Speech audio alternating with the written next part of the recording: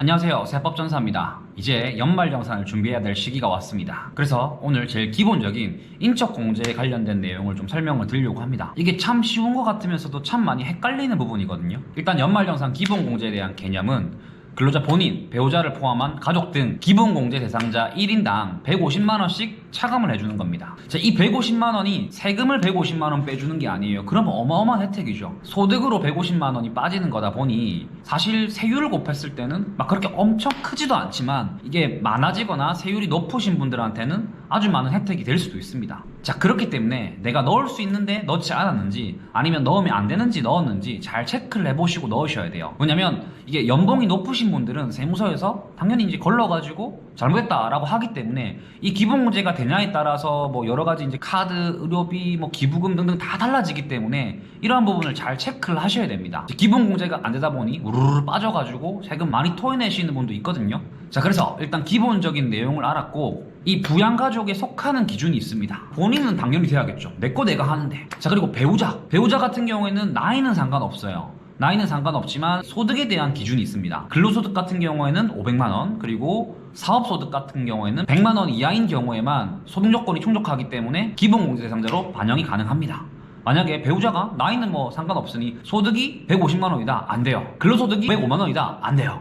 근데 495만원이다, 가능합니다. 자, 이런 부분을 잘 체크하셔가지고 하셔야 됩니다. 이게 왜 문제가 되냐면 배우자분께서 남편 몰래 알바를 하다가 소득 지정이 되었는데 그것도 남편은 모르고 연말정산을 반영을 했다가 부부싸움으로 이어진 경우도 있습니다. 자, 그러니 배우자분들 알바를 하시면 소득신고 없이 하시거나 만약에 하셨다라고 하셨을 때는 미리 남편한테 말씀을 하셔서 나중에 토해내는 문제가 없도록 하셔야 됩니다. 당연히 토해내면 가산세가 있으니까요. 그리고 직계존속 같은 경우에는 나이가 60세 이상인 경우만 가능합니다. 그리고 소득요건은 아까 배우자와 똑같이 100만원, 500만원 기준으로 판단을 하는데 만약에 소득은 한 개도 없고 나이가 59이다, 안 돼요. 만으로 60세 이상이기 때문에 반영할 수 없습니다. 그리고 홈택스에다가 입력하면 나이 요건이 안 되기 때문에 입력 자체가 안 됩니다. 뭐 억지로 넣으려고 넣을 수 있는 게 아니에요. 자, 그래서 어머니 아버지도 넣을 때는 나이 요건과 소득 요건을 보셔야 됩니다. 자, 그리고 직계비속, 자녀 같은 경우에는 만 20세 이하로 당연히 소득 요건도 100만원, 500만원을 지켜주셔야 돼요. 자, 근데 우리 자녀가 대학교 1학년입니다. 그래서 20살 넘었는데요? 라고 말을 하시는데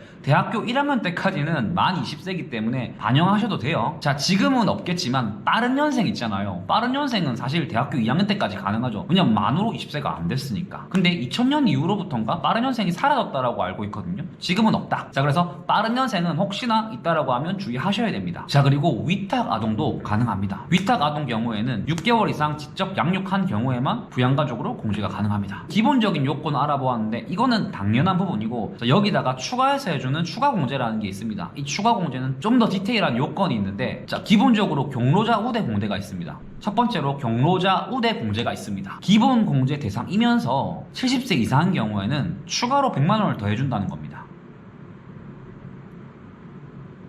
자, 근데 여기서 요건은 기본 공제 대상이어야 돼요. 단지 70세 넘었다고 그냥 해주는 건 아닙니다. 자, 그리고 두 번째, 장애인 공제가 있습니다. 중증 장애가 있는 경우에는 추가적으로 한 명당 200만원씩 또 추가 공제해줍니다. 그리고 세 번째, 부녀자 공제가 있는데요. 이 부녀자 공제는 이름에서도 알 수 있듯이 여성분에게만 해드립니다. 기본 공제 대상 부양가족이 있으면서 세대주이고 근로소득이 3천만원 이하인 경우에는 50만원씩 부녀자 공제가 추가적으로 가능합니다. 그리고 마지막으로 한부모 공제. 한부모 공제 같은 경우에는 당연히 이제 이름에서도 알 수 있듯이 이혼을 하거나 해서 혼자인 경우 추가 100만원까지 가능합니다. 자, 이렇게 1, 2, 3, 4 추가 공제도 가능한다는 걸 꼭 아셔야 돼요. 왜냐면 기본 공제는 사실 주민번호 치면 기본적으로 나이는 걸러주고 소득이야 뭐 없다라는 가정하에 넣지만 추가 공제는 나 이렇다 저렇다 요건들을 알려주셔야지. 특히 이제 한부모나 아니면 장애인 공제 같은 경우에는 알려주지 않으면 넣을 수가 없습니다. 자, 이렇게 기본 공제 대상자에 대해서 알아보았는데, 자, 가장 많이 질문하는 것들. 첫 번째, 내가 23년도 10월 달에 이혼을 했습니다. 그럼 이 이혼한 배우자가 소득이 한 개도 없는데 부양가족 가능한가요? 안 돼요.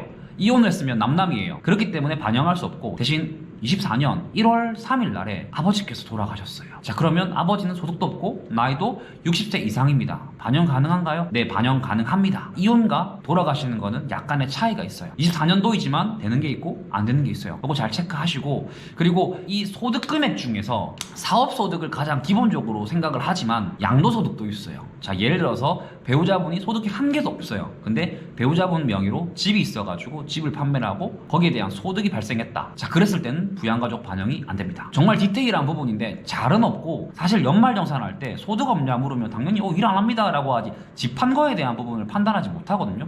저도 이제 이 부분이 사실 저도 일하다가 알았어요. 공부할 때는 생각을 못 하다가 제 아는 업체 중에 연봉이 좀 한 1억 3, 4천 되시는 좀 높으신 분이 있는데, 배우자가 소득이 없는데 갑자기 배우자를 빼라 라고 했다고 연락이 와서 확인을 해보니 그에 판 집이 있어가지고 문제가 되었던 거죠. 자, 그리고 마지막으로 이러한 부분은 근로자만 되는 게 아니라 사업자도 그대로 똑같이 반영이 됩니다. 이러한 인적공제는 근로자만 해당되는 게 아니라 사업자도 똑같이 적용이 되다 보니 사업자분들도 한번 보셨으면 좋을 것 같아요. 보통 12월쯤 되면 이제 연말정산 관련된 것들을 준비를 하실 거고, 1월달 되면 이제 연말정산 간소화 자료 뽑는다고 구세청 홈택스가 이제 마비가 되겠죠. 왜 하필이면 부가세 신고랑 겹치게 해가지고 부가세 신고하는데 서버 오류되고 이제 난리도 아닙니다. 좀 이제 시기랑 이런 것도 좀 바꾸면 좋을 것 같은데 구세청이 뭐 법을 안 바꾸네요. 차라리 그럴 거면 부가세 신고 31일로 이제 연기를 시켜주든가, 왜 하필이면 25일까지 해가지고. 아무튼 이 영상 보시고 올해는 놓치는 거 없이 자료 잘 제출하셔가지고 남은 10,000원이라도 더 돌려받는 그런 연말정산 환급받는 해가 되었으면 좋을 것 같습니다. 지금까지 영상 봐주셔서 감사하고 다음번에는 다른 영상으로 찾아오도록 하겠습니다. 감사합니다.